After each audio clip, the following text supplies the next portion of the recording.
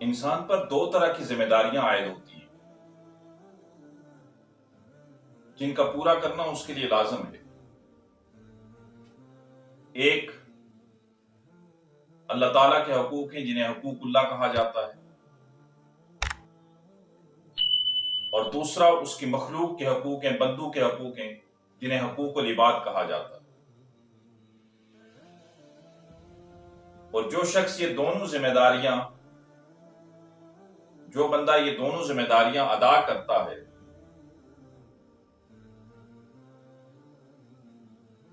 وہی کامیاب ہے، وہی کامران ہے۔ تو جب ہم اس چیز پہ غور کرتے ہیں تو ہمارے لیے ایک ہی ہستی رول ماڈل کے طور پہ سامنے آتی ہے، اور وہ ہیں آقا کریم نبی رحمت صلی اللہ علیہ وآلہ وسلم۔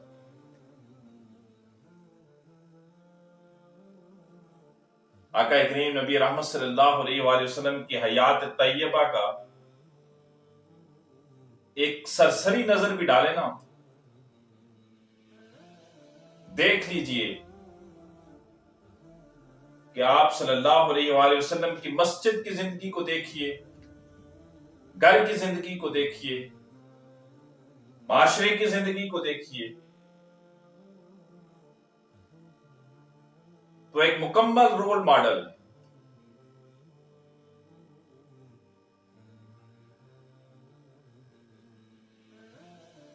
معاشرے میں دیکھا یہ گیا ہے، اکثر ہم دیکھتے بھی ہیں کہ کچھ لوگ حقوق اللہ کا تو بڑا پرچار کر رہے ہوتے ہیں، اللہ تعالیٰ کے حقوق کا بڑا پرچار کرتے ہیں کہ حقوق اللہ ادا کیجئے، اللہ کی عبادت کیجئے، اس کے ذکر و فکر میں مگن رہیے، اور خود بھی رہتے ہیں۔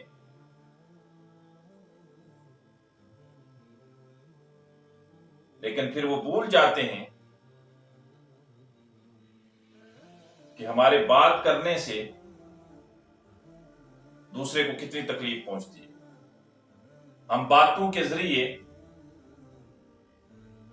دوسرے کے دلوں کو چیر دیتے ہیں۔ ہم اپنے مسلمان بھائی کی عزت کے در پہ لگے رہتے ہیں، اس کو لوگوں کے سامنے ذلیل کر کے بڑا فخر محسوس کرتے ہیں۔ اور کچھ لوگ معاشرے میں آپ کو ایسے ملیں گے جو اچھے اخلاق کے بڑے نعرے لگا رہے ہیں کہ اخلاق بڑے اچھے ہونے چاہیے، بات دوسرے سے بڑے اچھے انداز میں کیجیے، آپ کی وجہ سے کسی کی دل آزاری نہ ہو، آپ کی وجہ سے کسی کو تکلیف نہ ہو، لیکن وہ حقوق اللہ کو چھوڑ رہے ہوتے ہیں۔ انہیں نماز کی فکر نہیں ہوتی، انہیں تلاوت کی فکر نہیں ہوتی۔ تو میرے بھائیو، یہ دونوں مریض ہیں۔ وہ بھی مریض جو حقوق اللہ کا تو بڑا پرچار کرتے ہیں لیکن حقوق العباد کو بھول رہے ہیں، اور وہ بھی مریض جو حقوق العباد کا تو بڑا پرچار کر رہے ہیں لیکن حقوق اللہ کو چھوڑ رہے ہیں۔ اس لیے اللہ رب العزت سے دعا کیا کیجئے کہ یا اللہ ہمیں حقوق اللہ اور حقوق العباد دونوں ادا کرنے کی توفیق عطا فرمائے۔ عبداللہ بن انیس فرماتے ہیں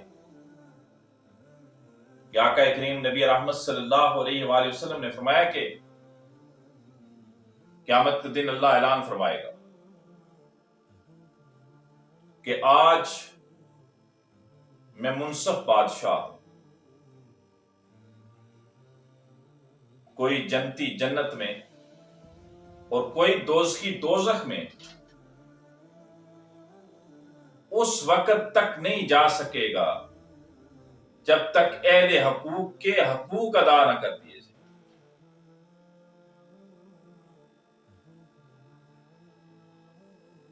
ہم ایک معاشرے میں رہتے ہیں،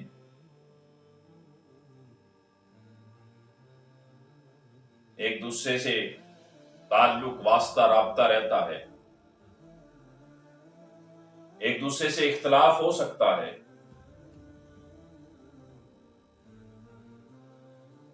لیکن وہ اختلاف بڑھنا نہیں چاہیے۔ یاد رکھیے، جو تو حقوق اللہ ہے نا، جو اللہ کے حقوق ہیں، وہ اللہ معاف کر سکتا ہے، وہ اس کی مرضی ہے، چاہے تو معاف کر دے، چاہے تو پکڑ لے۔ لیکن حقوق العباد تب تک معاف نہیں ہوتے جب تک وہ بندہ معاف نہ کرے۔ اگر آپ نے کسی کے ساتھ زیادتی کی ہے، کسی کے ساتھ ظلم کیا ہے، کسی کو دھوکہ دیا ہے، کسی کے پیٹھ پیچھے غیبت کی ہے، تو یہ وہ گناہ جو معاف نہیں ہوتے جب تک وہ شخص نہ معاف کر دے، جس کی آپ نے غیبت کی، جس کے ساتھ آپ نے دھوکہ کیا، جس پہ آپ نے بہتان لگایا۔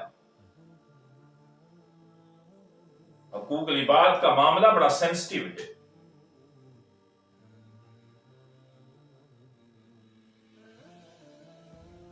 معاشرے میں رہتے ہوئے اختلاف ہونا یہ فیکٹ ہے، یہ حقیقت ہے، اختلاف ہوتے ہیں۔ باورچی خانے میں برتن دھوتے ہوئے برتن آپس میں ٹکرا جاتے ہیں۔ دو بہت ماہر ڈرائیور، ان سے بھی ایکسیڈنٹ ہو جاتا۔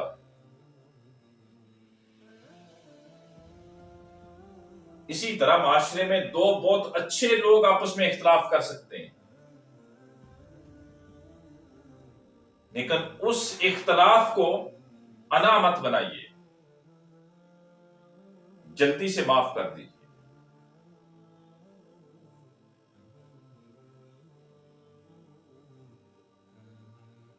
جلدی معاف کر دیجیے۔ آقا کریم نبی رحمت صلی اللہ علیہ وآلہ وسلم نے فرمایا کہ مسلمان اپنے مسلمان بھائی سے 3 دن سے زیادہ ناراض نہیں رہتا۔ آج ہمارا کیا حال ہے؟ چھوٹی چھوٹی باتوں پر ہم برسوں سالوں ایک دوسرے سے بات نہیں کرتے، ایک دوسرے کا چہرہ نہیں دیکھتے، ایک دوسرے کو سلام نہیں کرتے۔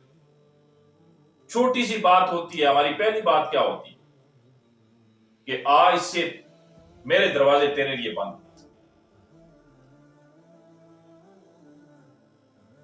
نہیں میرے بھائی، دوسروں کی غلطیوں کو معاف کر دیں، اللہ آپ کی غلطیوں کو معاف کر دیں۔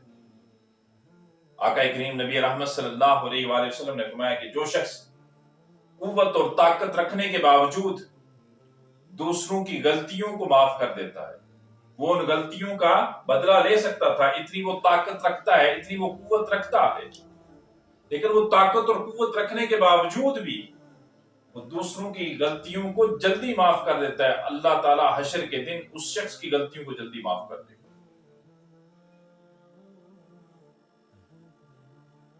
حقوق العباد